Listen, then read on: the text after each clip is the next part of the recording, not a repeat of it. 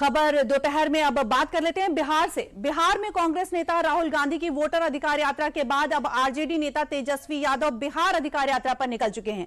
तेजस्वी ने आज जहानाबाद से बिहार अधिकार यात्रा शुरू की, जो 10 जिलों से होकर गुजरेगी और 20 सितंबर को वैशाली में समाप्त होगी। बिहार विधानसभा चुनाव से पहले तेजस्वी की इस यात्रा में खास बात है कि इस बार यात्रा में महागठबंधन के किसी अन्य दल की भागीदारी नहीं होगी। यह यात्रा पूरी तरह से राजद की है और अकेले तेजस्वी ही 5 दिनों में 10 जिलों की सियासी जमीन टटोलेंगे। तेजस्वी की बिहार अधिकार यात्रा आरजेडी की सोची समझी रणनीति का हिस्सा माना जा रहा है। इसके क्या सियासी मायने हैं, यह भी हम आपको बता देते हैं।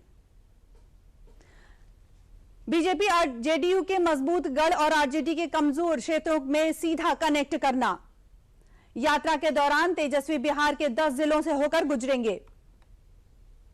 तेजस्वी की यात्रा का सियासी मकसद यही है। 66 विधानसभा सीटों पर विपक्षी गठबंधन को करेंगे मजबूत। तेजस्वी यादव की यात्रा का यह सियासी मकसद है।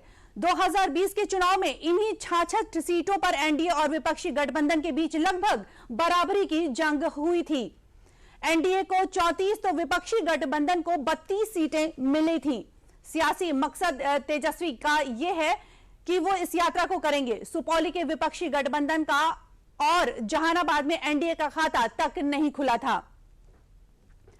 यात्रा का आगाज तेजस्वी ने आरजेडी के मजबूत गढ़ जहानाबाद से किया। जी हां, जहानाबाद आरजेडी का मजबूत गढ़ है। बीजेपी जेडीयू के मजबूत गढ़ और आरजेडी के कमजोर क्षेत्रों में सीधा कनेक्ट करेंगे।